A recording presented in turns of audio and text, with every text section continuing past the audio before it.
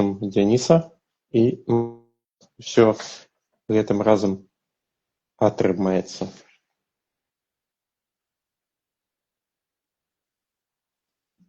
І гэта зноў я. Так. Зноў, так, я вярнуўся. Дарэчы, як мяне чуваць? Так, выдатна чуваць, выдатна бачу таксама. Таму, як вашыя справы? Чым вы займаецеся? Бліжэйшыя гадзінкі са дзве. Так. Ну, бліжэйшыя гадзінкі дзве цудоўня рашыла ладзіць стрып з цікавым, неймаверна цікавым для нас госцем Дзянісам. Вітаю ведаеце вы, хто гэта? Я, напэўна, па-першае, а як вы маеце?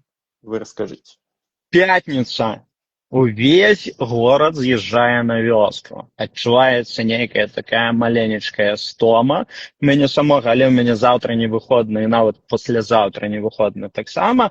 Але проста я адчуваю нейкую пятніцу па вялізна шчыльнаму такому руху на вуліцах Менску. Ну, а так, выдатненька. Гэта мой першы ў жыцці стрым. Вось, я хацеў яго ладзіць у памяшканні ў сябе там, дзе я працую, але там такі бункер, што з мабільнай сувяззю вялізнае пытанне, таму я ў бусіку. Побач са мной Лошыцкі парк. Вось тыя будыніны, якія зараз аднавілі, таму у нас крышачку... Рэчы, гісторыю я не ведаю, як мне здавалася, што гэта стаялі такія рэшткі руіны гаспадарчых пабудоў, а насамрэч мне крышачку сорамна, але патрэбна пачытаць, што гэта было. Вось, і што з гэтым сталася. Але мне вельмі падабаецца, як аднавілі, выглядае проста суперскі. Вось, таму, хто будзе побач, я раю падысці, паглядзець, разглядзець і пабываць тут. Ну, фон моя павага, я вам скажу. Вельмі цікава. Я рыхтаваўся, я кажу, што гэта першы мой у жыцці прамы эфір. Таму трэба было падрыхтавацца. Слухайте, ну, а мой кожны як першы, так што мы амаль з вами ў адным становішчы знаходзімся. Так што па крысе і паціху мы будзем пачынаць. Я тым, хто нас упершыню глядзіць, крыху раскажу, што будзе адбывацца далей. Я буду задаваць пытанні, мяне клічуць Кірыл. Наш госць сёння Дзяніс, ён, як кажуць, такія чуткі былі, што Дзяніс аўтаблогер, стваральнік і вядоўца каналаў пра розныя машыны, аўтазапчасткі, падарожжы. Калі я недзе скусіў, Дзяніс, вы скажыце, я магу, бывае такое, ёсць такі грашок за мной. Вось, Дзяніс, у мяне, ну, мы сёння, паважаныя падпісчыкі, пойдзем па пытаннях. У нас ёсць блокі з пытаннямі, ёсць сцэнар, у нас все сур'ёзна, як у дарослых людзей тут. І першы блок, гэта мы крыху паспытаем у Дзяніса, а як ён да гэтага ўсяго, што ён робіць, а ён папулярны блогер, як ён да гэтага ўсяго прыйшоў. Вось, таму, Дзяніс, а падкажыце, калі ласка, вы больш за 3 гады ведяце старонку і здымаеце відэа па-беларуску. І, уласна, як так склалася? Як вы да гэтага дакаціліся, патрэбна? Я так разумею. Рэчы, гісторыя вельмі простая. У мяне калісьці была старонка больш ранняя, ну, яна і існуе, у тык-току. Я пачаў здымаць відосы, бо я там рамантаваў сваю тачку, я там дапрацоўваў штосьці цюнячую, там турбіну ставіў і так далей. Я пачаў здымаць відосы, але так, быццам бы, ты рукі здымаеш, што вось там робіцца адно, робіцца другое, але гэта было на расейскай мове. Потым, як ужо прыступачка наверх, я пачаў здымаць відосы, дзе я ўжо, быццам бы, тварам сваім свячу, я ўжо паказваю сам сябе. Это ўжо такая сур'ёзны крок, я бы сказаў бы, такі пераломны крышачку. І калі я да гэтага ўжо так звыкся, то я стаў здымаць відосы на беларускім, бо на беларускай мове, бо гэта мне больш падабаецца. Гэта быццам бы трэцяя прыступачка, так яно і прыйшло. Вось. Тому гісторія быццам бы і простенькая, і нічога тут такога асаблівага і няма. Слухайте, ну тут цікава ситуація, бо я доволі часто чую, як і большая колькасць, я думаю, гледачоў сабе уяўляе, што вось стаіць блогер на нейкай развілцы і абірае рабіць мне па-расійску ці па-беларуску. І з аднаго боку у нас і ахопы, і аўдыторыя, і шмат розных там кірункаў, якія можна абраць і стаць у іх папулярным. А з іншага боку у нас, значыцца, беларуская мова, дзе ёсць там энная колькасць тысяч людзей, якія размаўляюць і слухаюць па-беларуску. І ўсё. І адсюль маё пытанне. Стаўка на беларускамоўны контент сёння – гэта хутчэй памяншэнне аўдыторыі ці ейнае павелічэнне? Ну, на вашу думку. Як бы, так бы, каб карацей адказаць. Менавіта моя пазіцыя заключаецца ў тым, што я проста чалавек, які займаецца чымсьці. І як нейкае хобі альбо прыдатак да сябе, ты здымаеш нейкія відосы, робіш тое, што табе хочацца. І калі мне хочацца здымаць гэта на беларускай мове, я здымаю на беларускай, бо я да гэтага часу не вельмі і разумею, як працуе ўся гэтая гісторыя. Я не адношуся да блогу прафесійна. Я не ведаю ўсіх механізмаў там, які напрацуюць, тому мне падабаецца, я раблю гэта. А калі мы падлічым проста колькі у нас рускамоўнага насельніцтва, калі мы возьмем там Беларусі, Расію, то людзей значна больш, беларускамоўнага насельніцтва значна менш. Таму лагічна, што будуць ахопы нейкія, калі ты размаўляеш на беларускай мове, ахопы будуць меншыя. Але патрэбна ж зачапіць, патрэбна ж прыдумаць штосьці цікавае, больш новае і так далей. У нейкіх аднолькавых сітуацыях, канешне, ахопы з расійскай мовай будуць больш. Але трэба займацца тым, чым падабаецца, і ўсё. Я так разумею. Годна. З гэтым я цалкам згодны. Ну што ж, тады пытанне такое. А колькі было праглядаў на пачатку і калі вы прыкладна пачалі заўважаць гэты рост вашых акаунтаў, вашых праглядаў? Калі мы размаўляем пра беларускую мову, то ў мяне быў не рост, а праглядаў у мяне быў спад. Бо калі я перайшоў у тыктоку, я не памятаю, колькі было там падпісчыкаў, але там, я думаю, што каля 10 тысяч было. Ну, я магу памыляцца, але быў адназначна спад праглядаў, быў адназначна спад падпісчыкаў, людзі адпісваліся, прагляды зменшаліся. І таму у мяне не было ніякага такога выбуху. Все, што прыйшло ў інстаграме, яно прыходзіла так. Ступова, акуратненько, потрошечку. Тому, так. Слухайте, а цяпер-то ён закончыўся, той спад? Ну, я так разумею, што ідуць нейкія працэсы, калі адны людзі прыходзяць, іншыя адыходзяць. Калі ты здымаеш відосы пра падарожжы, прыходзяць адны. Калі ты здымаеш відосы пра нейкі задні мост і рэдуктар, які ў мяне адваліўся сёння трэці, то прыходзяць іншыя людзі, адным падабаецца адно, іншым падабаецца іншае. І калі мы разглядаем з нейкага правілу вядзення соцсетак, то патрэбна весці пра адно альбо пра максімум два. Калі ты ўжо мульціблогер нейкі пра розныя рэчы распавядаеш, то такое сабе не будзе такіх ахопаў. Ну, гэта інфармацыя, якой я валодаю. Таму такое. Я так разумею, што ідзе нейкая плынь, змены, так як клеткі ў нашым арганізме, так і людзі адны прыходзяць, іншыя пакідаюць. Денис, я тут возьму ды задам такое пытанне. Так. Я надоечы чуў, вы былі ў Калінінградзе. Так. І як вам? Калінінград? Ну. Мне здаецца, што патрэбна разглядаць гэты горад з нейкіх дзвюх бакоў.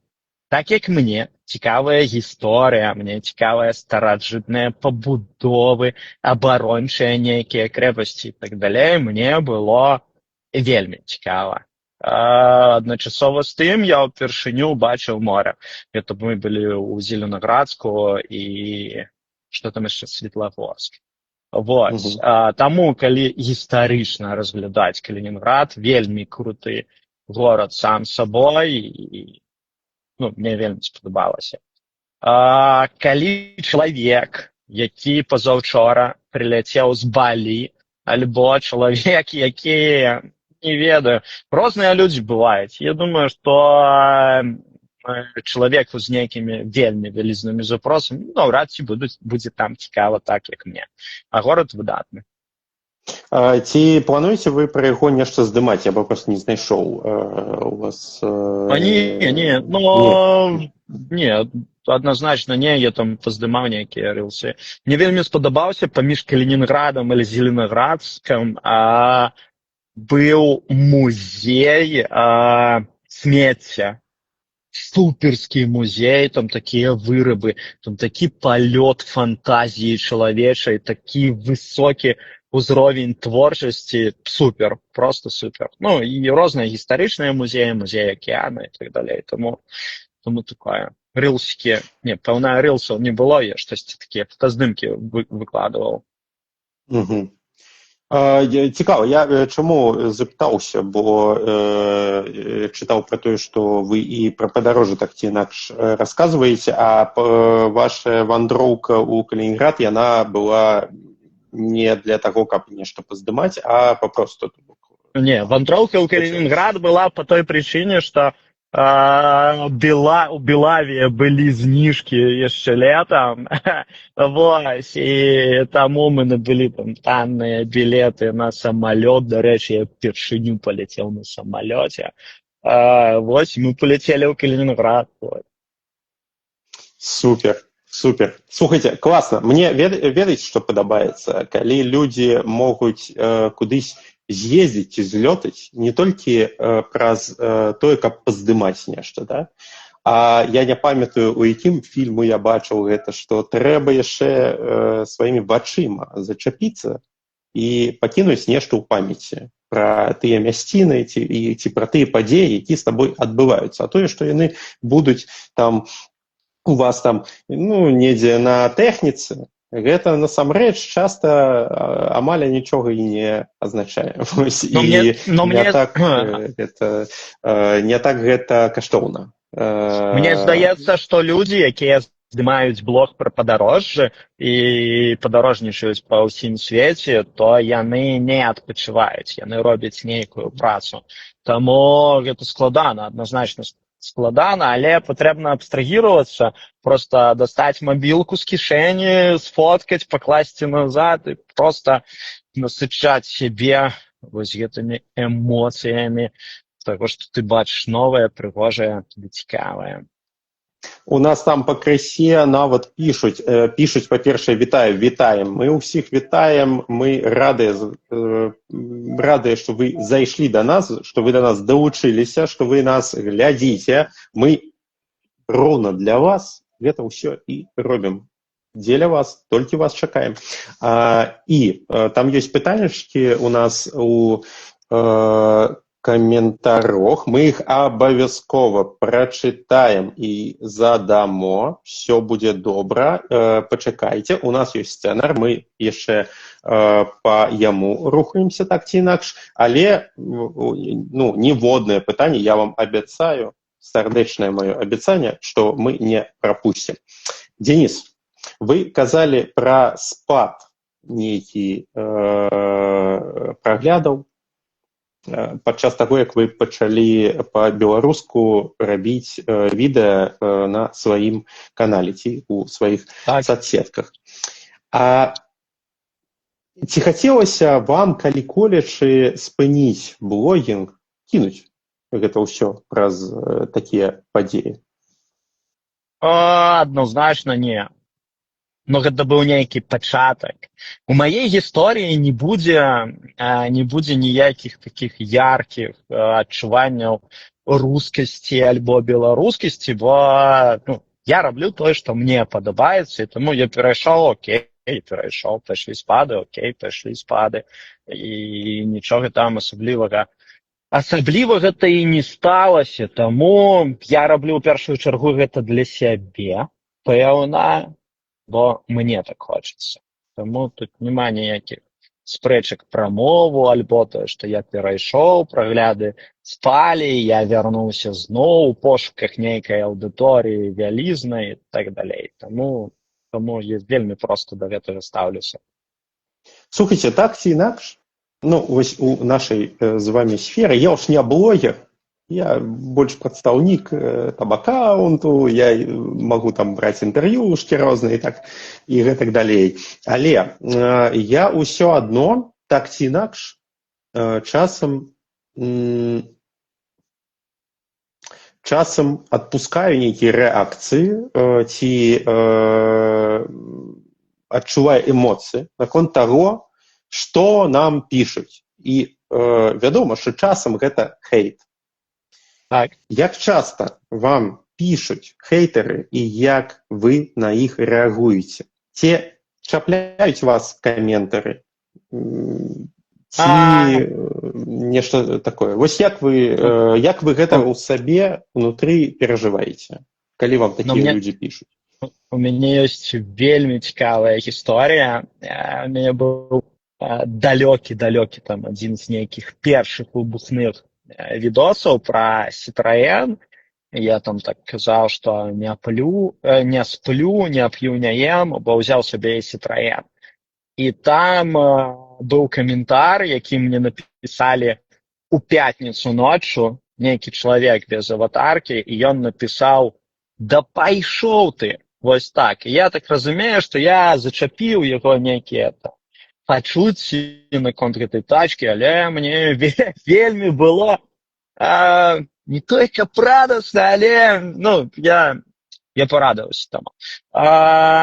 Людзей, якія пішуць нейкія брыдкасці наконт падцяжкі, не ведаю, дамовы, чаму так, не так. Таксама больш лёгка першыя каментары, яны заўжды больш цяжкія, чым ужо, зараз я на тое стаўлюся. Калі мы разглядаем гісторыю, напрыклад, раз ужо пайшло пытанне пра каментары з відосам на Ютубе, то там ужо было... Мы пра гэта пагаворым. То там ужо гісторыя была крышачку іншая. Там была гісторыя пра тое, як ты сваім дзецям варыш кашу манную, а яны яе не ядуць. А ты прыйшоў да суседкі, а яна іх корміць манкай, і яны пытаюць: а чаму ты нам ніколі не варыш гэту манную кашу? Таму у мяне было сваё абурэнне, а так. Як сказаў адзін папулярны аўтаблогер, кажа: на жаль, але ў гэтым сусвеце шмат нейкіх дрэнных і злых людзей, і патрэбна прыняць гэта ўсё. Таму ёсць добрыя каментары, ёсць дрэнныя каментары. Гэта цікавая думка. Я да ёй яшчэ вярнуся, бо у мяне ёсць, ведаеце, Дзяніс, у мяне ёсць сваё меркаванне на ўсё. Так ці інакш, што адбываецца, я там чалавек звычайны. Але я ўсё ж у гэтай пазіцыі я інтэр'ер, і таму я спрабую нейтральнае меркаванне сваё агучваць, але яно заўжды будзе нейтральным. Таму, колькі б у мяне, я калі упершыню сутыкнуўся з той гісторыяй, якая адбылася праз вашы відэа, я зараз раскажу нашым падпісчыкам, што там здарылася. Я таксама злаваўся. Я не разумеў, што адбываецца, чаму пра гэтае здарэнне пішуць СМІ. Дык і вось, што ж там такое? 21 студзеня з вами выйшаў выпуск на канале АВ-Бай. І выйшаў даволі гучна. Варта адзначыць. Некаторыя гледачы абурыліся тым, што ў відэа вы адказваеце на пытанні, увага, па-руску, божухна. Куды каціцца гэты свет? І я рашыў нават часткова прывесці прыклады такіх выказванняў з каментароў пад выпускам, каб нашы слухачы разумелі кантэкст. Цытую цалкам, як ёсць. Адразу не магу глядзець, мова незвычайная, піша невядомы нам чалавек. Наступны каментар. Чаму не на беларускай мове? І такіх чаму не на беларускай мове я налічыў штук 20 дакладна. Значит, некаторыя людзі пытаюцца па-руску, пишут, мне одному резала уши речь Дениса на русском. А вам ваша размова не рэзала? Вельмі шкада, што гэты выпуск не зрабілі на беларускай мове і гэтак далей. Яшчэ раз пакіну за увагу, я налічыў іх каля 20, але не паглыбляўся. Адсюль пытанне. Ці чакалі вы такой рэакцыі? Калі так, ці не спрацаваў гэта як такі сапраўдны чорны піар, які таксама піар, станоўча для праглядаў, для распаўсюду і для колькасці рэакцыі на ваши відэа? Так, ну глядзіце, я так разумею, што вы не разумееце кантэкст, тое, што ў мяне ёсць сторонка на Ютубе, дзе я рассказываю таксама пра тачкі, і яна цалкам рускамоўная. Я веду Ютуб на расійскай мове, дзе я рассказываю пра аўтамабілі, таму і гэтаму каналу там гады 2, пэўна. Я вам больш скажу. Гэты кантэкст, я разумею гэты кантэкст, але я яго паварочваю цяпер для таго, каб паглядзелі усе. Так, што гэты першы разварот, ён, ну, першае абурэнне, чаму ты мяне вядзеш, на беларускай мове, ён адбываўся яшчэ тады, на той час, калі здымаліся першыя відосы на расійскай мове на YouTube. Я не чакаў такой колькасці. Я не чакаў паведамленняў, якія мне дасылалі проста такім пытанням. Я не люблю, калі людзі са мной не вітаюцца. Калі, напрыклад, там, мне паведамленне прыходзіць, а чаму мне не сказалі здароў, мне сказалі, а чаму? І мяне крышачку гэта абурыла, бо ў мяне натуральна былі спробы здымаць відосы на YouTube на беларускай мове і зняць відос на ты затрачваеш. Я ніколі ні ў кога нічога не прашу, гэта ўсё моя ініцыятыва, і мне гэта падабаецца і так далей. Але я спрабаваў рабіць YouTube на беларускай мове, але ён, ну, зусім у дадзены момант часу, як мне здаецца, што вельмі складана будзе развіваць гэту ўсю тэматыку. Ну і я не чакаў проста такой колькасці пытанняў, што а дзе, а як, а чаго. Таму я запісаў гэты відос пра тое, што як так, бо ў мяне не ўкладвалася ў галаве, што калі ты робіш доўгія відосы на беларускай мове, я разумею, што патрэбна яшчэ тут паразмаўляць наконт якасці таго, як я здымаю доўгія відосы. Я разумею, што яны павінны быць цікавыя і так далей, што гэта патрэбна зацікавіць гледача, але там праглядаў няма, я выйшаў на расійскай мове і паляцелі на мяне агуркі. У мяне гэта ў нейкім маім сусвеце, ў маім паразуменні, гэта ўсё там не ўкладвалася ў мяне ў галаве, таму я запісаў гэты відос, бо мяне абурала гэта ўсё, менавіта колькасць. Слухайце, ну вось мы цяперака з вами ўжо пішам 30 хвілін. Ну, там 26 хвілін, так? Ви кажаце, Так. у вас ёсць пэўныя складанасці з тым, каб пісаць доўгія відэа.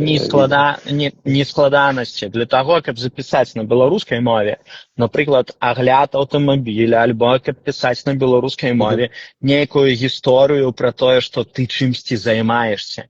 Гэта гісторыя не пра тое, як здымаецца кіно. Гэта гісторыя, дзе я ў гэтым кіне, я сцэнарыст, рэжысёр, аўтамеханік і сам сваімі рукамі нешта раблю, адначасова з тым, што я раблю гэта на свае грошы, альбо я затрачваю свой нейкі час і так далей, што гэта вельмі на дадзены момант часу, гэта складана рабіць менавіта мне. І складанасць не ў тым, што мне няма чаго распавесці. Я магу, але я ж не магу стаяць проста каля аўтамабіля і там расказваць, якісьці байкі травіць. Можа, я калісьці да тога і прыйду, што гэта будзе, найду нейкі фармат, але я ў першую чаргу звычайны чалавек, які ходзіць на працу, а ўсё, што вось такое медыйнае, я пакуль што акуратненька мацаю і спрабую штосьці для сябе новае. Вот. Я про что хотел сказать, что вось мы пишемся у там трансляции, так, там 30 хвілін. И мне падаецца, что выпуск будет цікавым. Хотя у нас по факте довольно простый сценар. Мы с вами удзельничаем у живой гутарцы. И я хотел сказать, что довольно выдатно. Ну, то бок, мне вас слухать цікава. Да? И можно спокойно садиться перед камерой. І нешта чытаць і нешта расказваць пра тыя самыя рэчы, у якіх я нічога я не разумею у гэтых рэчах, якімі вы займаецеся. Але мне б цікава было б паслухаць. Вы можете карыстацца момантам і накідаць, там, можа, у вас есть свой уласны аўтамабіль, там, штосьці адбываецца, там, лямпачка нейкая загарэлася, я вам все раскажу, вы пытаеце. Калі б ён у мяне быў, мы б с вами пра інтэрв'ю пра ваше увогуле не размаўлялі, я вам скажу. Але ў мяне яго няма. Да, показали бы мне видосик, вось у мяне на холодную так адбываецца, на гарачую так. Таму шкада. Тады будзем ізноў пра інтэрв'ю крыху яшчэ пагаворым.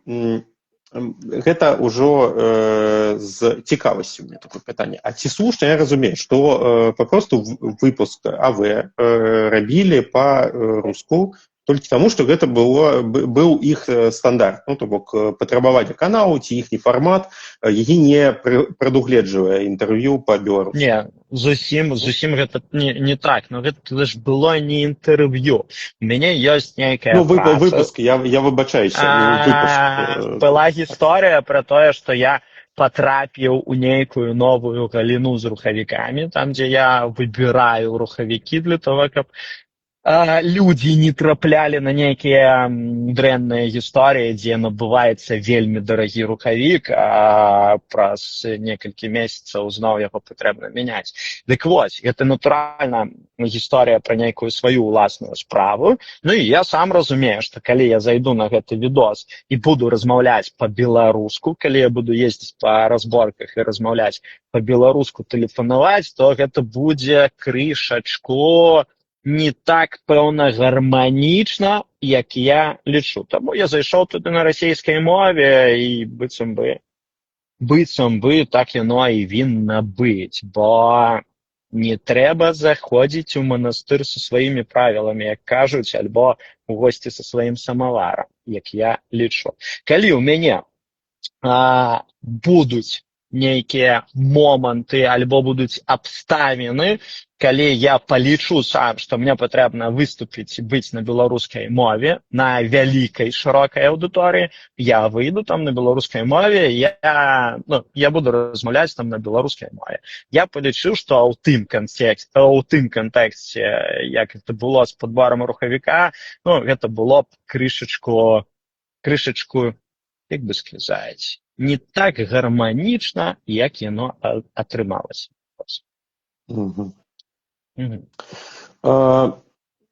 Наконт відэа, якое вы выпусцілі крыху пасля таго, як апублікаваўся і выпуск, і хейт увесь усе пабачылі, і СМІ напісалі. Я так здзівіўся, я думаю, вось Дарэчы, няма чаго рабіць людзям. Хто пісаў? Я не бачыў, хто што пісаў. Я потым неяк мы з вами гэта абмяркуем, але ўжо не ў трансляцыі, ось па пэўных. Праз пэўныя прычыны гэтага ўсяго. Окей. Я не бачыў. Не, было, і я кажу, што я штораз я здзіўляюся, няўжо людзям няма чаго рабіць. Вось людзі лезуць у соцсеткі, значыцца, гэтыя людзі працуюць журналістамі недзе там, яны лезуць у соцсеткі і пачынаюць апісваць падзеі, які там у гэтых соцсетках адбываюцца. Вось у трэцій падзеі адбываюцца. Мне здаецца, што ў сферы журналістыкі проста вялізная канкурэнцыя і патрэбна шукаць нейкія падзеі, што дзе адбылося, каб напісаць пра гэтае жыццё, таму чаму не? Але вось бачыце, з іншага погляду, станоўчая такая штука ў тым, што людзі даведаліся пра вас. Даведаліся пра тое, што ёсць чалавек, які расказвае па-беларуску пра такія складаныя рэчы, там, пра рухавікі, там, аўтазапчасткі і гэтак далей. Гэта простыя рэчы. Ну, складаныя на наш просты погляд. Вось. Усё ж, наконт відэа, якое вы апублікавалі. Такое пытанне. Вы выпусцілі рэакцыю на хейт у выглядзе 2-хвіліннага рылсу у Instagram, дзе наракалі на маленькія ахопы і рэакцыі людзей на відэа па-беларуску. Вам не падаецца, што вы нібыта паспрабавалі апраўдацца тамака, дзе гэтага не патрабавалася? Я не ведаю, як выглядае гэта з нейкага боку. Я проста паказваў, што сваю рэакцыю на тое. Па-першае, што я не лічу гэта хейтам. Людзям не спадабалася, што я зайшоў на расійскай мове. Але наўрад ці можна прымяніць сюды гэтае слова хейт. Гэта неяк быццам бы крышачку вастравата на тое. Мне натуральна незразумела было. Проста незразумела.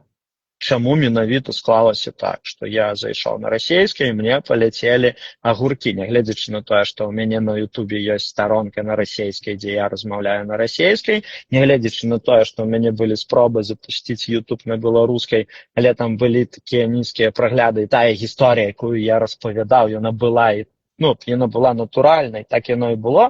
Я проста выказваў, даваў сваю зваротную сувязь на гэта. Таму адназначна апраўданняў ніякіх. Якія мне могуць быць апраўданні за тое, што я зрабіў не так, як камусьці хацелася. Таму...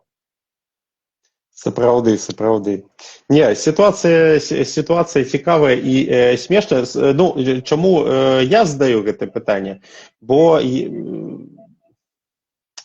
мне так не падабаецца такія простыя рэчы людзям тлумачыць, і таму быццам я прамаўчаў, але ж гэта я. І таму я б хацеў, каб людзі пачулі, вось што аўтар думае пра тое, акрамя відэа, якое вы запісалі, мы ўсё ж з вами у прамым і жывым эфіру знаходзімся. Мне хочацца, каб людзі, магчыма, тыя, хто пісалі гэтыя каментары, калісь яны паглядзяць на Ютубе гэтае відэа, яны вось у жывым эфіру пачулі жывую рэакцыю на тое, што яны напісалі. Тое, як яно можа турбаваць ці не турбаваць. Мне здаецца так, што ёсць жывыя людзі, дзе ў кожнага чалавека ёсць сваё меркаванне. І калі чалавека гэта абурыла, ён напісаў, што чаму ты мне на беларускай, чаму ён не мае на гэта права. Альбо калі чалавеку не падабаюцца мае вусы, чаму ён не можа напісаць там пра якісьці вусы. Я лічу, што няхай каментуюць тое, што хочацца, альбо няхай, ну, гэта жывая рэакцыя іх, і гэта і яны так палічылі, яны так напісалі. Вот таксама ўзнікла нейкая эмоцыя, таму каментары бываюць дрэнныя, каментары бываюць добрыя, і мне крышачку зараз незразумела пра тое, быццам бы гэта неяк раздзьмутае пытанне, калі для мяне гэтага пытання зусім не стаіць. Я могу сказаць дакладна, што людзі, якія хочуць ствараць контент па-беларуску, ды і не абавязкова нават па-беларуску, часта не пачынаюць нават ствараць праз такія гісторыі. То бок яны думаюць, што вось як так, як мне рэагаваць, калі людзі пачнуць мне пісаць розныя брыдкасці, там гідоту розную у каментарах, а што мне рабіць? Яны заходзяць там у інстаграмы розныя, да? Там можна любы беларускамоўны канал узяць, там хапае каментароў не самых прыемных, якія можна пабачыць. І вядома, што чалавек, які сядзіць цяпер дома і думае пра тое, а я б хацелось взять і расказаць пра нейкую сваю тэму, якой я займаюся, для яго гэта можа быць пэўным бар'ерам. І мы на сваім канале «Цудоўня», дарэчы, подписывайтеся, калі яшчэ не. Мы тут займаемся кнігамі, сувенірамі рознымі і гэтак далей, і пішам інтэрв'ю яшчэ з цікавымі людзьмі. Дык вось, мы падымаем гэтую тэму для таго, каб людзям, якія маюць такую задуму ў сваёй галаве, ўзяць і нешта расказваць, нешта паказваць і рабіць гэта па-беларуску, каб яны не баяліся, каб яны бачылі, як жывыя людзі пра гэта разважаюць, што яны адчуваюць, як яны ставяцца. Вось вы, Денис, ставіцеся да гэтага станоўча. Гэта даволі важная справа.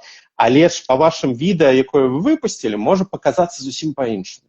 Можа паказацца, што вы гэта ўспрынялі даволі глыбока і невядома, вось як далей пойдзе. А можа, чалавек перадумае выпускаць відэа пасля такіх здарэнняў. Таму я бачу даволі важным гэта ўсё абмяркоўваць, каб людзі ўсё ўжо выбачылі. Вось таму я і задаю гэта.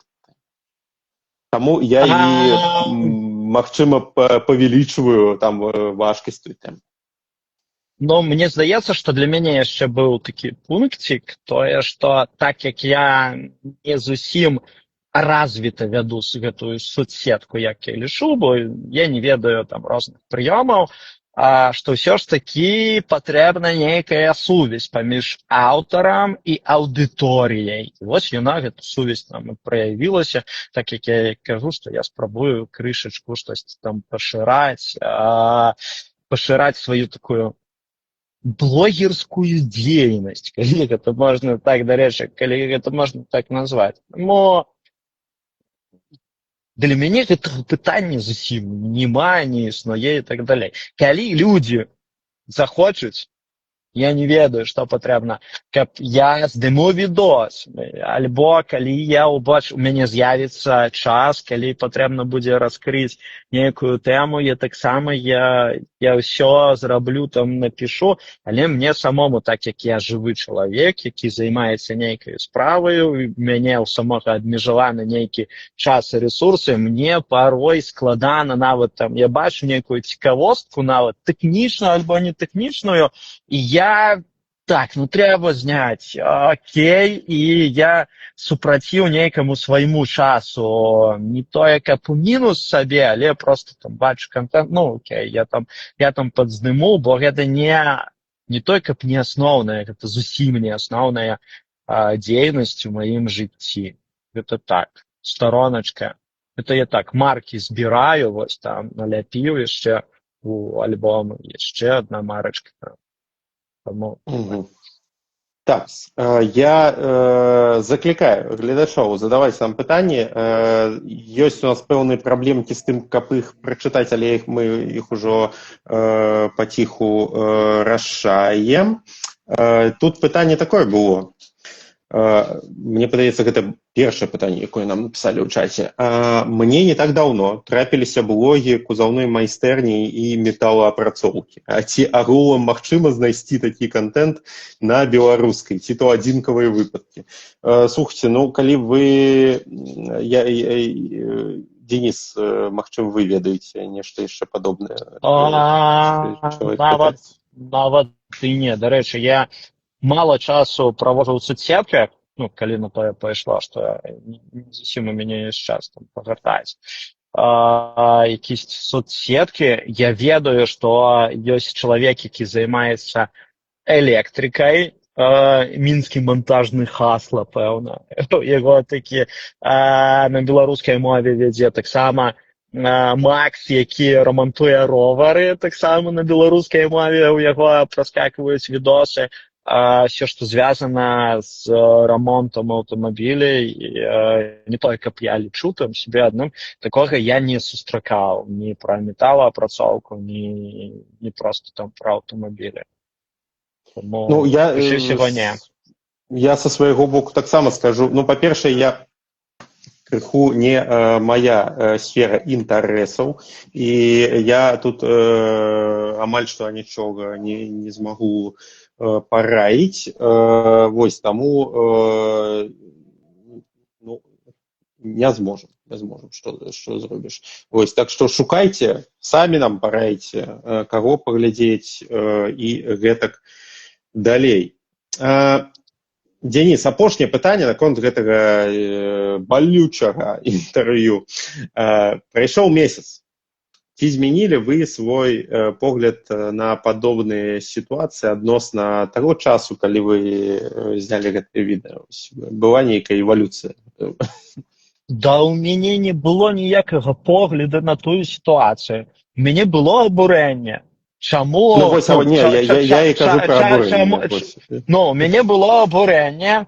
Я, як чалавек, што я абурыўся, пазлаваўся, зняў відос пра тое, што чаму, раз вам патрэбныя відосы на беларускай мове, чаму вы іх тады не глядзіце?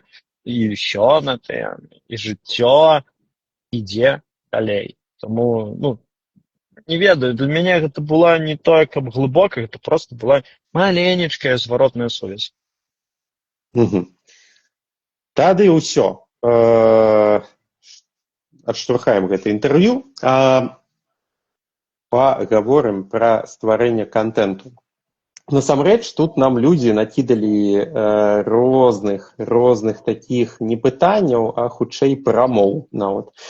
Я вось, на жаль, пра шмат цудоўных беларускіх старонак каналаў і творцаў даведалася ўжо тады, калі ініцыятывы гэтыя ўжо завершаныя і можна глядзець толькі архіў. Ну, на жаль, так. На жаль, гэта даволі рэдкая справа. Чалавек яшчэ піша: я не буду чытаць нікнеймы, бо баюся памыліцца, не хачу каверкаць там ваше прозвішча. Я Дзянісу аднойчы з уражаннем напісаў, што заходжу на старонку паслухаць яго мілагучную гаворку. Гэта камплімент. Раней я фанацеў ад Жыгамонта, зараз яшчэ і ад Дзяніса. Так трымаць. Слухайце, гэта сур'ёзны камплімент, я вам скажу, Дзяніс. Дзякую. З такімі мастадонтамі гэта параўналі сур'ёзна. Тыкс. Я яшчэ паспрабую пачытаць, што там яшчэ нам накідалі апошнім часам. Слухайце, больш у нас, напэўна, не засталося, так што пагаворым пра стварэнне контенту, пра тэхніку яго стварэння. Мне асабіста гэта цікава, бо я таксама займаюся гэтай справай, і тут можна нават паразважаць недзе. Так.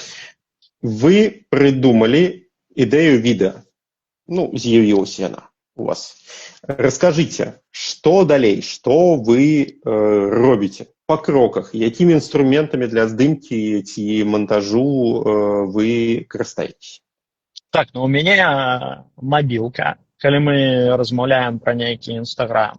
Мабільны тэлефон, мікрафон, у мяне быў такі больш-менш нармалёвы мікрафон, але я яго згубіў у снезе, таму я набыў зараз сабе такі брыдкаваты мікрафончык альбо мікрафон, усё, ідэя прыйшла, зняў відос, 3 хвілінкі, і калі я знаходжуся на працы, то я магу нават вынесці тэлефон на вуліцу, пакінуць яго, каб сабакі панеслі, бо ў мяне ў памяшканні там сувяззю пытанні, все. На монтаж у мяне нема складанага монтажу, у мяне рэдка там якісь такі складанаваты монтаж адбываецца па відосах, дзе іх клею, гэта InShot програма, і все на тым быццам бы. Час ад часу, і для Ютубу. І для Ютубу. Для Ютубу, дарэчы, на Ютубе я таксама на дадзены момант часу я монтую на тэлефоне на мабільным відосы, бо у мяне мабільны тэлефон больш разумны, чым ноутбук, калі можна так сказаць, таму мне нават прасцей. Вось, таму ўсё вельмі простенька. Цікава. Я, калі мне трэба монтаваць, я не часта гэтым займаюся, я карыстаюся Movavi, магчыма, так яна называецца, і на камп'ютары я гэта раблю праз тое, што мне патрэбны вялікі экран для того, каб все бачыць, там все працэсы, які там адбываюцца, вось толькі праз гэта. Так-то вядома, што цяпер нашы смартфоны, яны нашмат хутчэйшыя папросту за камп'ютары, а камп'ютар, які будзе хутчэйшым за сучасны смартфон, ён будзе каштаваць нейкія папросту неймаверныя грошы. У мяне гісторыя пра тое, што быццам бы і дома ноутбук такі досыць свеженькі, і ён не для гульняў, і характарыстыкі такія вышэй за сярэдзіну, але калі у відэарэдактар накінуць 80 гігабайт відэаматэрыялу, то ён крышачку кудысьці там памарыць, пазадумаецца. Мяне атрымліваецца монтаваць на ім хутка, і мяне гэта раздражняе, я не магу тут рабіць. А мабільны тэлефон, так як ён, не буду казаць які, але нармалёва ўсё летае, таму мне больш зручна пакуль што на ім гэта ўсё рабіць.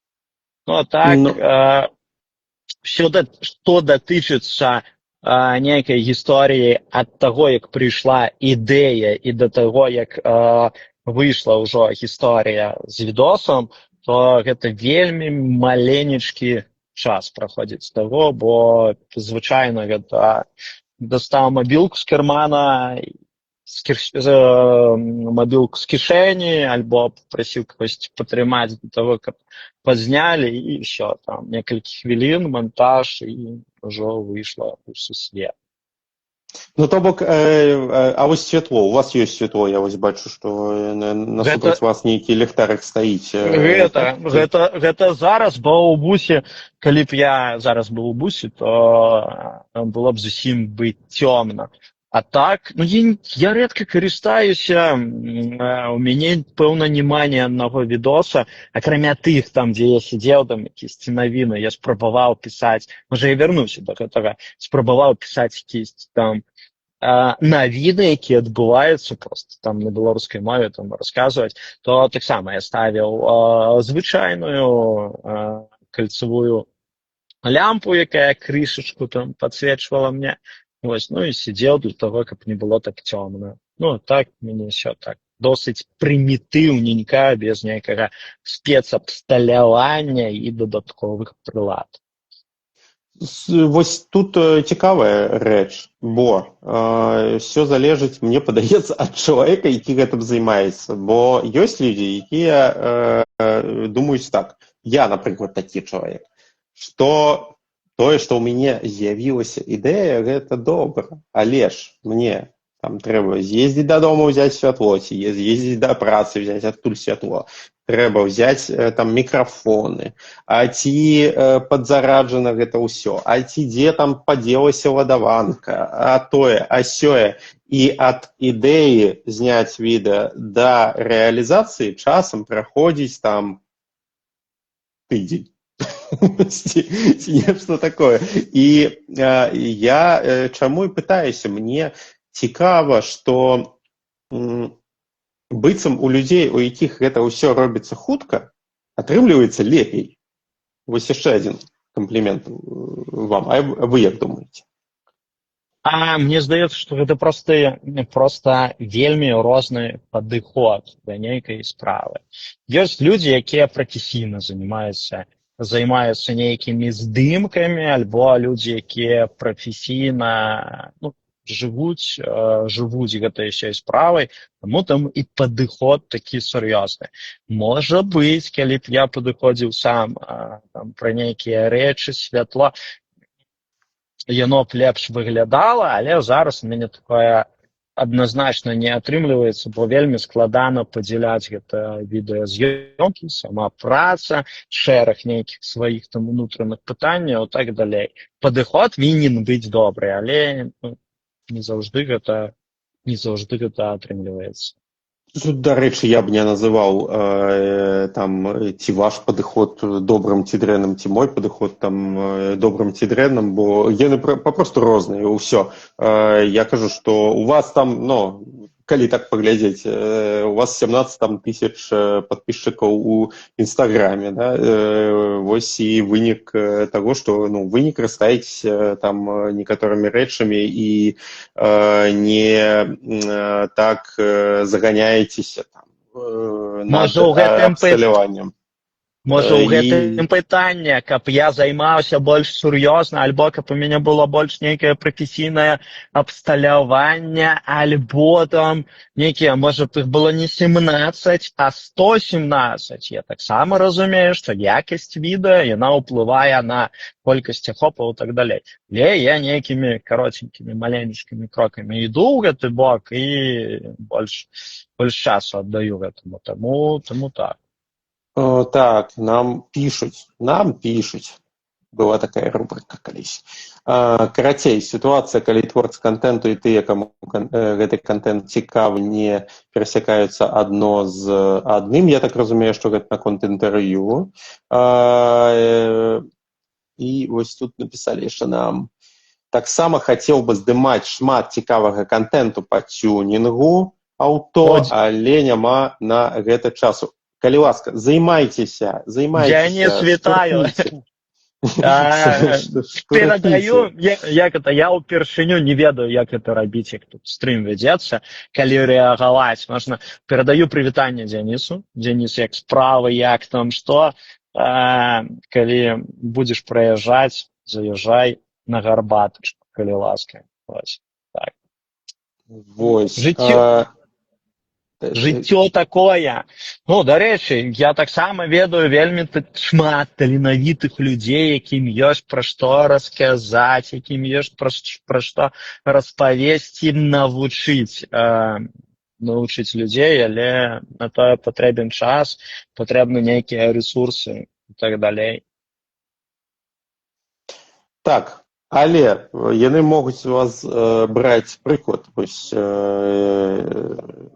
вяртаючыся да таго, што часам не трэба спецыяльнага абсталявання. Часам можна папросту ўзяць і зняць тое, што вы прыдумалі, і для гэтага не трэба купляць штаціў, святло, мікрафоны і розную такую дробязь. Можна проста ўзяць і зняць. І, магчыма, тых, хто глядзіць нас, вось вы паспрабуйце спачатку гэта зрабіць, і потым самі зразумееце, ці падабаецца вам гэта ці не. Але крок зрабіць трэба.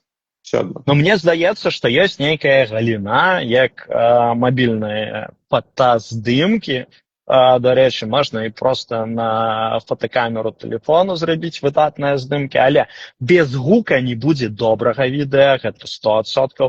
Калі мы возьмем проста нейкую сітуацыю альбо пра тое, што здарэнне нейкае, то таксама гэта можа яксьці выбухнуць. Але ўсё адно ёсць людзі проста неверагодна таленавітыя, у якіх атрымаецца гэта проста ў руках трымаючы один телефон, гэта 100%, але патрэбна ўжо з цягам часу дадаваць штосьці новае, змяняць нейкі фон, змяняць нейкі стыль і так далей.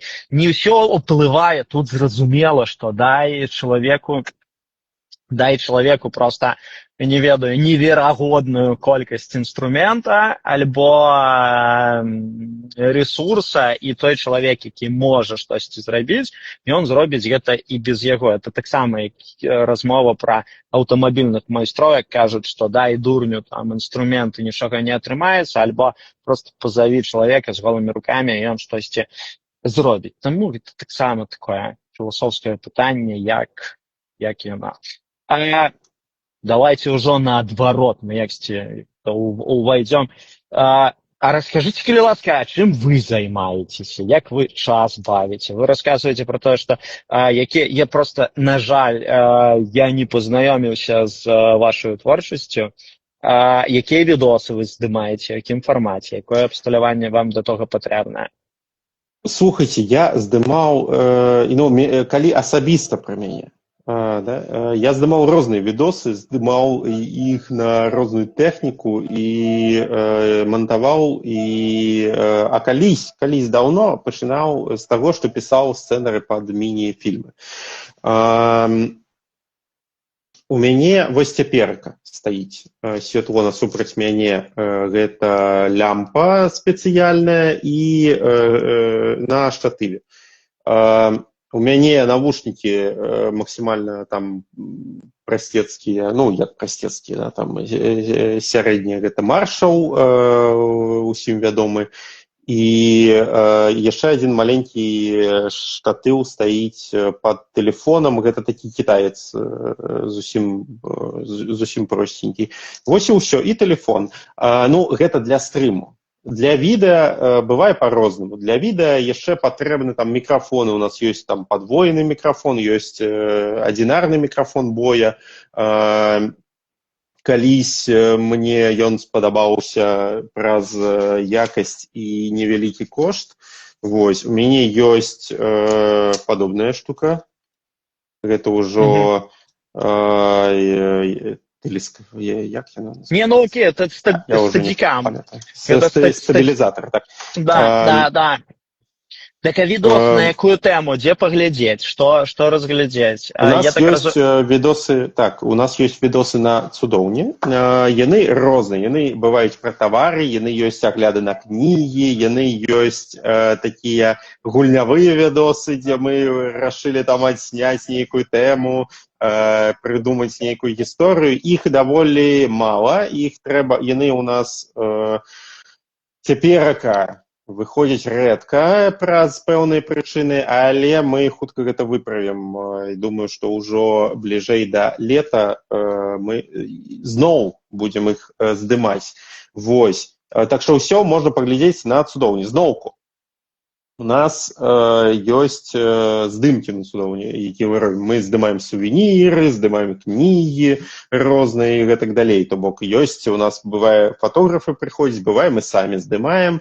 І так ці інакш пад гэта ўсё, вось пад вядзенне крамы, вядзенне бізнесу і асабліва бізнесу, які з'яўляецца яшчэ і культурным пунктам у абласным цэнтры своеасаблівым. Патрэбныя рэсурсы, як і ў вас. І мы папросту цягам часу гэтыя рэсурсы набралі. Пакрысе, паціху, там адно купілі, іншае купілі і гэтак далей. Вось. Па большай частцы цяпер мы вось з відэакантэнту займаемся стрымамі, бо мне гэта асабіста цікава. Я люблю расказваць гісторыі і пытацца у цікавых людзей пра іхняе ці жыццё, прыйти пра іхні кантэнт. І Я ўжо казаў гэта не аднойчы, але мне падаецца, не стамлюся гэта паўтараць. Я хачу расказваць пра цікавых беларускамоўных людзей для таго, каб іншыя людзі, якія таксама хочуць гэтым займацца, не баяліся, а рабілі тое ж самае. Знаходзіцеся вы ў гародні. А Так. чаму не паставіць стол у краме увечар і здымаць падкаст, натуральны падкаст, просто запросіць да сябе чалавека, каб гэта быў добры малюнак, бо мы зараз праводзім стрым, сядзіць адна галава, сядзіць другая галава. Наколькі гэта цікава глядзець гледачу, калі мы размаўляем пра якасць контенту, такое сабе. Калі цікава паглядзець проста пра жывую размову двух людзей, можа, яно-то і цікава. Калі б гэта быў бы добры малюнак, калі б гэта была такая цікавая станоўка, я не ведаю, дарэчы, як у вас у краме гэта выглядае, але 100% там прыемненька. Святло у вас ёсць, абсталяванне у вас ёсць, сядзіце, п'еце гарбатачку. Пры тым тое, што, я думаю, у гародні хапае людзей, альбо людзей, якія б хацелі бы заехаць на выходныя у гародню, я сам бы прыехаў бы. Калі трэба, я прыеду, посидзім, паразмаўляем. Абавязкова. Просто што патрэбна даваць якасць гэтага контенту. Не будзе якасці, зноў жа, я не хацеў бы пакрыўдзіць. Вось гэты запіс стрыму, альбо тое, што мы размаўляем, гэта кайфова, але гэта быццам бы відэасазвон аднаго чалавека з другім чалавекам. Па ўзроўню контента гэта прыкладна, як я еду на аўтамабілі і бачу лася, і я выходжу, і я здымаю того лася. Гэта прыкладна вось такі ўзровень контента ўзяў, зрабіў. Дарэчы, у мяне ёсць гісторыя пра контент і ласей. Еду я на возера, а ехалі мы, я не памятаю куды, дарэчы, быў перыяд, калі мы з жонкай на бусіку каталі, просто у тыдзень, я на працы, яна на працы, і мы выязджалі кудысьці на возера і начавалі ў бусіку. Дык вось, еду я на бусіку, гляжу, стаяць 3 ласі. І яны стаяць так недалёка, метраў, можа, не ведаю, 30 ад дарогі. Яны стаяць каля хмызоў, і я выходжу з буса, і мне патрэбен відос, і я селфі здымаю, што сябры, глядзіце, што тут адбываецца, і мне не падабаецца. Я пераздымаю. Стаю я, стаяць ласі. Вось, я зноўку пераздымаю, што вось, вітаю, глядзіце, што я вам пакажу, і я пераключаю камеру, а ласей ужо няма, дарэчы. Я так пра іх і не зняў. Таму калі развіваць гэтую тэму, калі патрэбныя ахопы, калі патрэбныя больш гледачоў, альбо больш зацікавіць людзей, наколькі я памятаю, пэўна, так казала Аліна, про тое, што самае лепшае, што мы можам зрабіць для того, каб людзі больш зацікаўленыя былі беларускай мовай, то гэта проста трэба рабіць тое ж самае, што робіцца на іншых мовах, толькі на беларускай. Таму трэба канкурировать не толькі ў тым, тое, што хтосьці робіць на беларускай мове контент і кажа про тое, што вось я там чымсьці вось я штосьці раблю. Патрэбна даваць якасць і патрэбна даваць нейкі цікавы відос, які людзі будуць хацець глядзець, не гледзячы на тое, што гэта мова беларуская, альбо не беларуская, польская, літоўская, узбекская і так далей. Таму вось ідэя. Я з вами часткова згодны, але гэта ўжо пытанне розных фарматаў. Фармат, калі людзі ў жывым эфіру ці ў падкасці сядзяць і пра нешта балбочаць, ён жыве сваім асобным жыццём. І, шчыра кажучы, цяперка я у краме адзін чалавек, які можа так ці інакш нешта здымаць, нешта ладзіць, і гэта не назаўжды ўсё так, і хутка гэта зменіцца, але пакуль я адзін такі чалавек, я вам скажу так, у мяне нервы часам не вытрымліваюць здымаць асабліва вось тое, ну, не жывыя эфіры, а тое, што трэба здымаць дублямі. Да, там, нешта цікавае, ці нейкія прамовы, нешта, дзе трэба падрыхтавацца, прачытаць сцэнар і гэтак далей. Я ў сваім жыцці часцей быў аператарам, сцэнарыстам, часам рэжысёрам, але не быў ніколі чалавекам, які сядзіць перад камерай. І для таго, каб мне прайсці той шлях ад чалавека, які за камерай, і чалавека, які перад камерай, мне прыйшлося пераадолець сябе. Вельмі доўгі гэты быў шлях.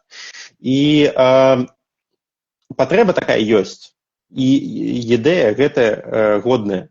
Але пакуль я, на жаль, адзін, рэалізаваць гэта не атрымліваецца, але ну, на замену ёсць іншая ідэя, да? Ладзіць там стрымы, записываць цікавых людзей, пытацца ў іх пра нешта. І мы займаемся гэтым. То бок тут падыход такі, што калі ты разумееш, што нешта ў цябе там выклікае зашмат нерваў, лепей пераключіся на нешта іншае. Пераключіся не на тое, каб нічога не рабіць, а папросту на нешта іншае, што не будзе цябе, магчыма, так турбаваць. Зразумела. Я прашу прабачэння, пасыпалі там пытаннічкі. Так, чытайце пытанне, я адкажу для таго, каб гэта прамы эфір быў прамым эфірам.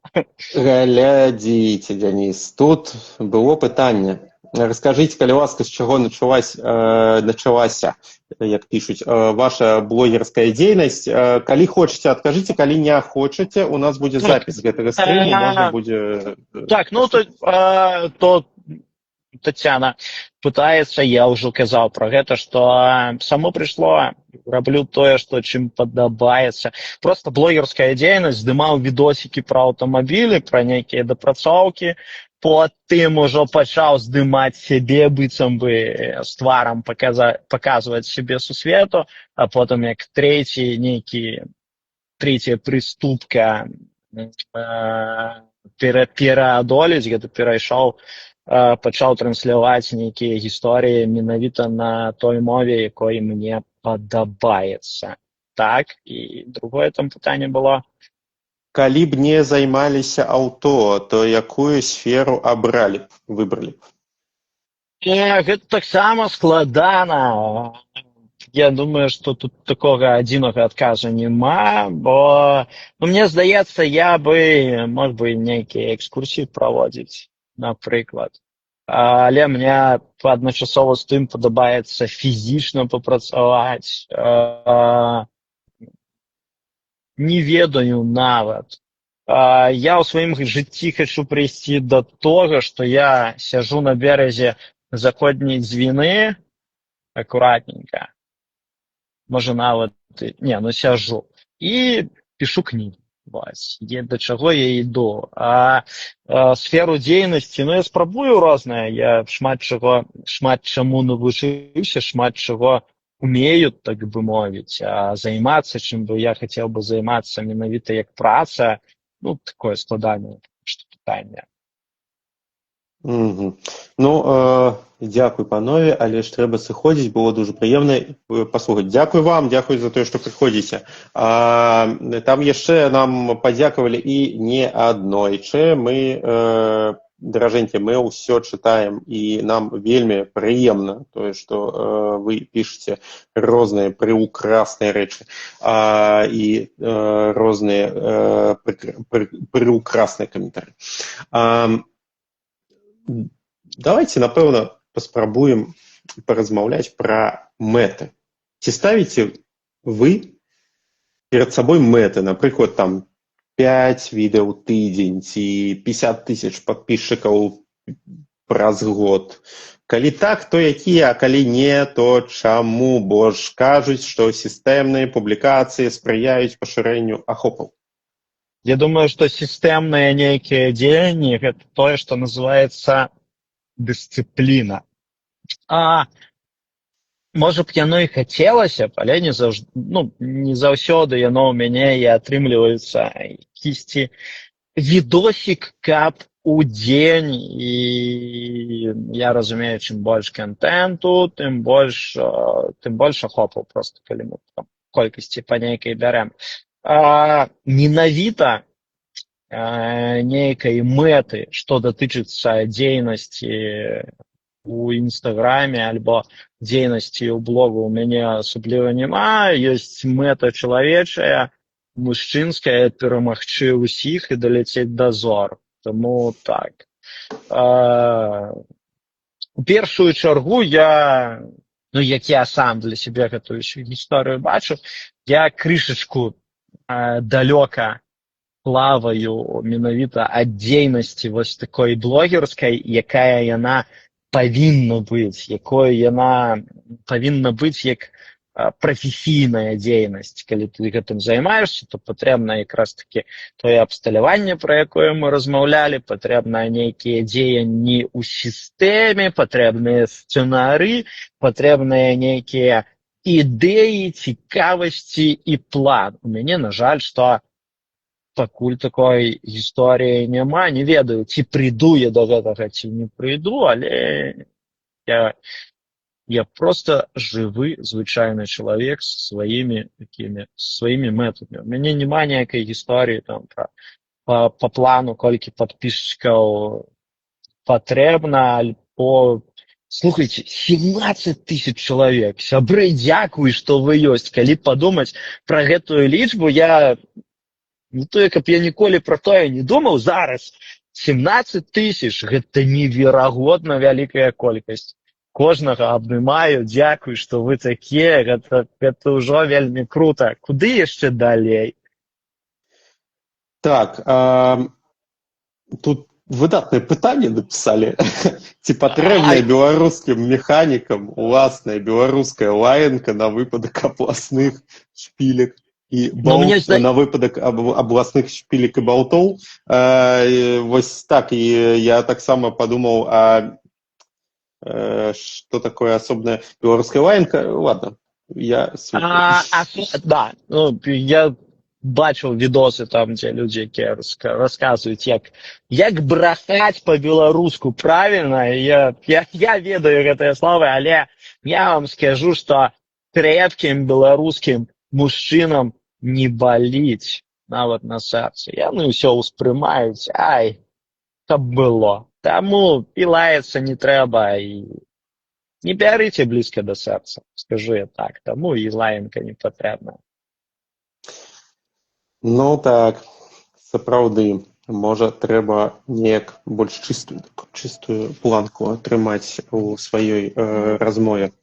Нам усім. Ці глядзелі, арыентаваліся вы на нейкія ці то курсы, ці то парады ад вядомых блогераў па развіццю каналу? Падзеліцеся, каго слухаеце? 100% нават не глядзеў той бок, але калі ты глядзіш на нейкі рэсурс, то ўсё ж такі там можаш заўважыць нейкую там дробязь, якую вось пэўна так трэба рабіць. Напрыклад, старонка на Ютубе, якая ў мяне ёсць, я ўжо пачынаю здымаць, у мяне 2 аператары ўжо стаяць, я ўжо, калі штось транслюю, у мяне відосік пераключаецца вось з аднога ракурса на другі, вось, падчас маёй размовы.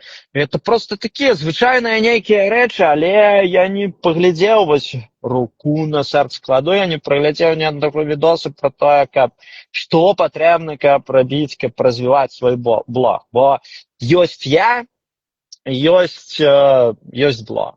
Я яго, быццам бы, ён ідзе побач са мной, і я яго ніяк не кармлю, не раскармліваю. Гэта ўсё, пэўна, лепшае, што ёсць, што я магу зараз зрабіць і што я магу даць на дадзены момант часу. Таму так. 2 аператары, так? На відос на Ютубе, так. Ці 2 пункты? Два хлопцы, адзін, другі, ўсё. Я штось расказваю, так. Потым ужо пры монтажы накладваеш адзін відос на другі, гукавая дорожка у нас адна, і ўсё тады больш такі кадр цікавы атрымліваецца. Ну, я так разумею, што гэта ці сябры, ці знаёмыя, а яны на Так. свае ўласныя тэлефоны здымаюць, ці гэта вось там 3 А, тэлефоны пад здымку не. Ну вось контенту? ёсць мой уласны тэлефон, які здымае вельмі крута. Гэта адна камера, а другая камера ёсць DJI Pocket 2. Гэта такая камерка са стабілізатарам, невялічкая экшн-камера, у якой свой уласны стабілізатар ёсць, такая крута здымае, але яна ўжо такая старенькая, я быццам бы гады ёй са 2. Пэўна. Таму вось А гук, вось вы казалі пра тое, што відэа без гуку, ну там гэта калі казаць які пра гук? гук, то самы круты гук, як я лічу, піша ўсё ж такі DJI. Самы такі скавіты гук. У мяне былі мікрафоны боя, і мне не вельмі падабалася, як гучыць гэты сам сабой мікрафон. Таму ад камеркі ёсць мікрафон, і зараз я не ведаю, што я сабе набуду, альбо DJI Mini, альбо мне яшчэ параілі набыць мікрафоны такія кругленькія, я не памятаю, там нейкая доўгая назва, таксама на дваіх, і на такія кругленькія штосьці там намалёванае. Таму так.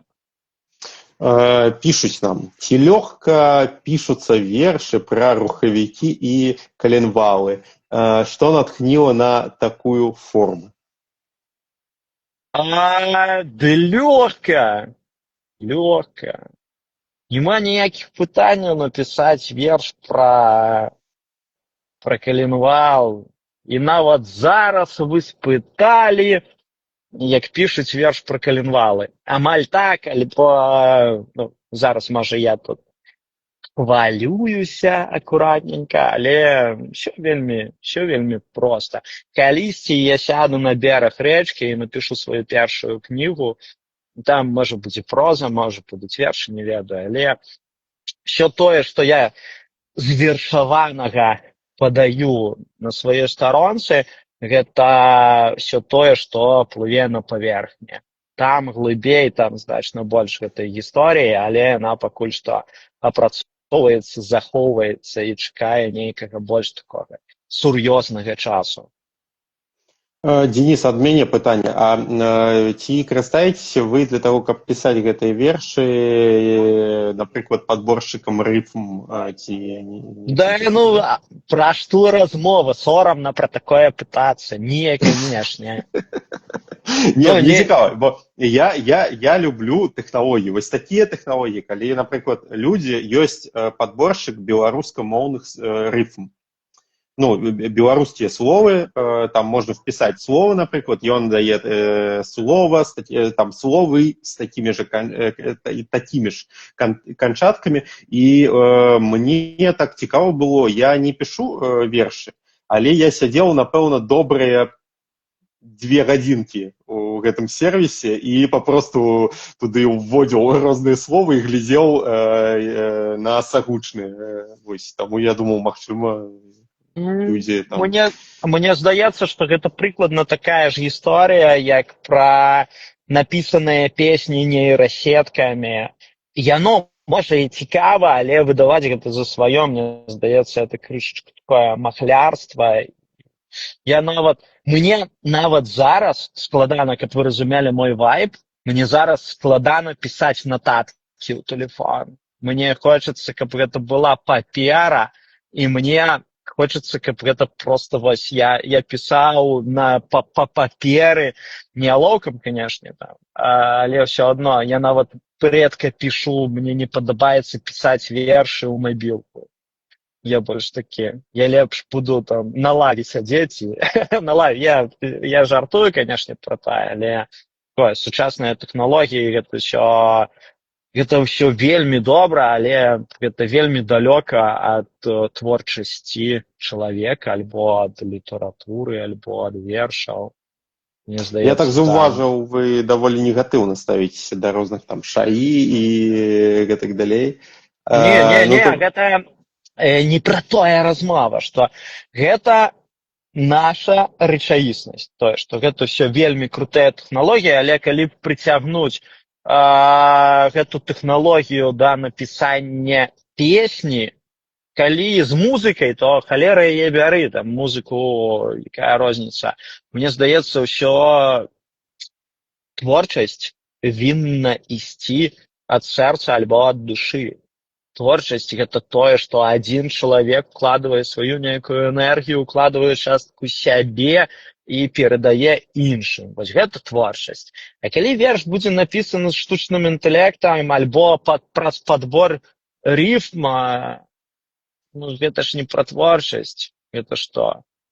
Гэта прыйшоў на працу і збіў 2 дашкі, прыкладна, вось так гэта працуе. Таму так.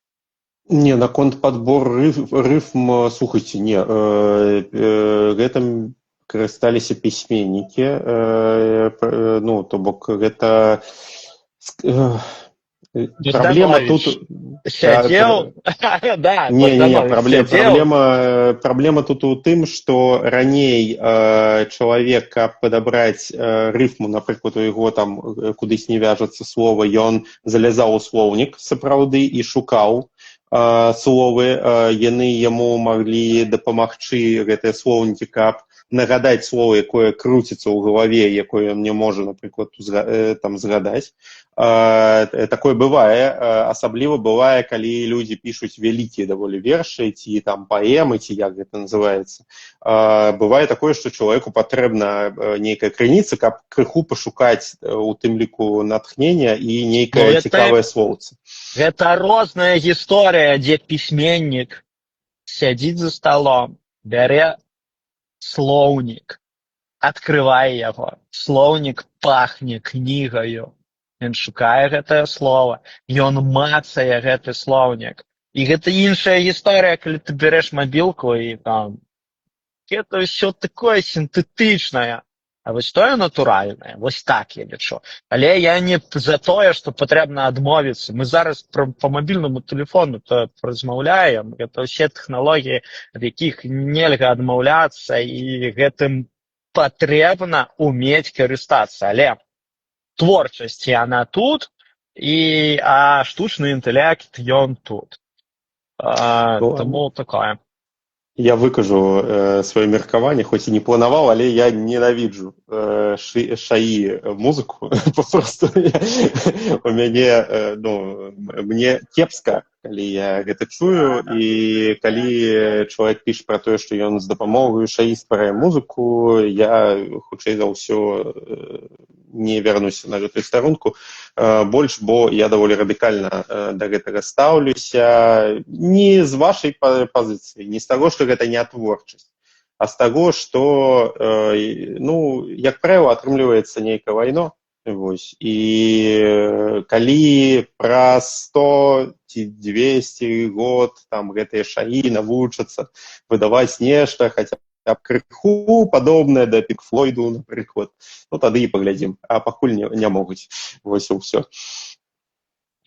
Ну, мне здаецца, калі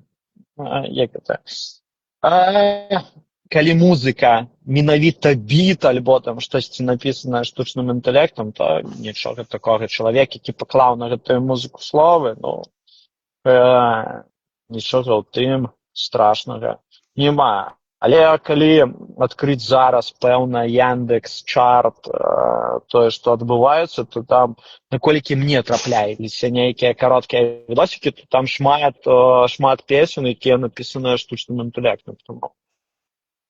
Такая гісторыя. Так. Ну, кожнаму сваё, дарэчы. Пікс. Ну што, а ў нас насамрэч по нашаму сцэнару засталося ўсяго адно пытанне. Так. І мне б хацелася пачуць, якімі словамі і як лепей падтрымаць тых, хто толькі пачынае ствараць свой беларускі канал ці блог, які вы хацелі пачуць на самым пачатку свайго шляху.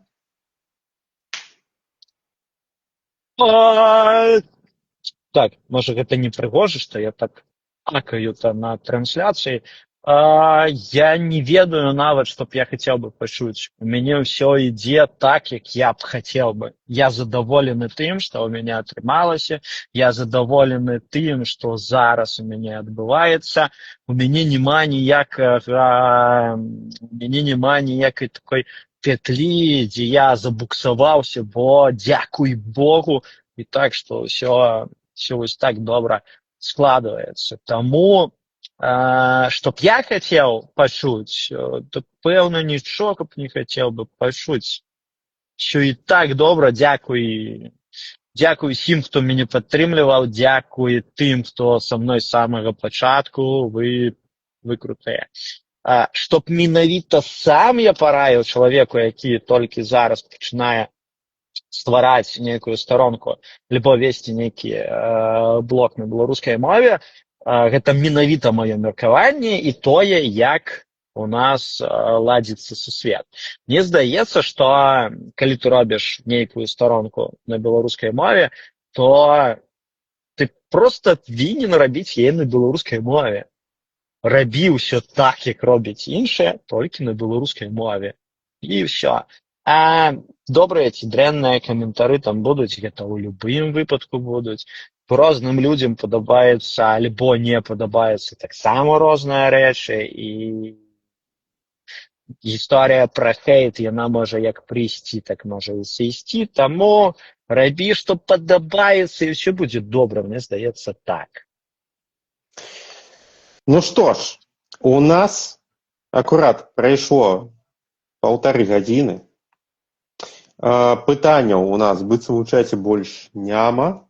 Я, напэўна, прапаную нам заканчваць гэты пятнічны вечар, бо мы, можа, раней ляжам спаць усе, я ведаю.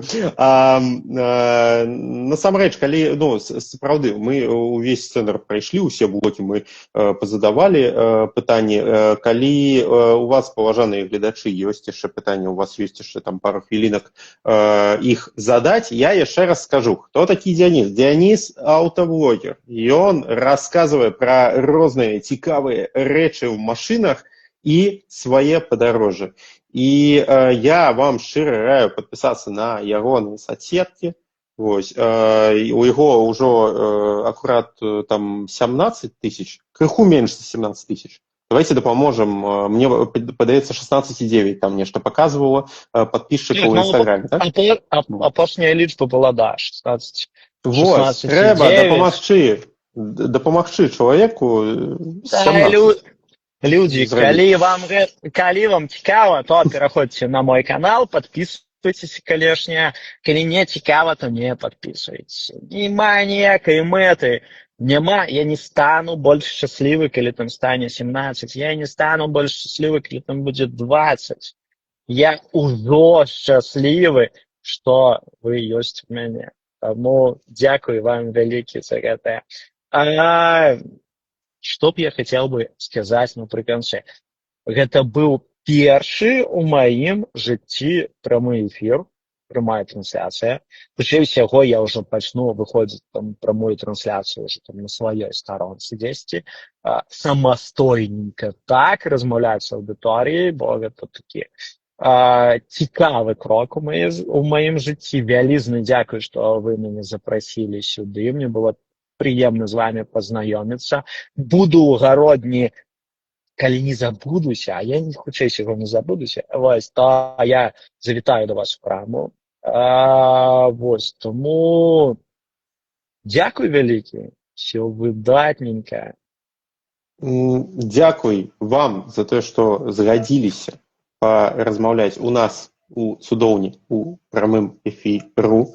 Дзякую усім, хто нас глядзеў. Я яшчэ раз нагадываю, што цудоўня не адмовіцца ад таго, каб вы зайшлі на наш сайт, ці зайшлі ў нашу краму, набылі сувеніры, набылі кнігі і пазнаёміліся з намі так жа, як сёння пазнаёміўся з намі Дзяніс. Дзяніс, прыязджайце абавязкова у каралеўскі горад.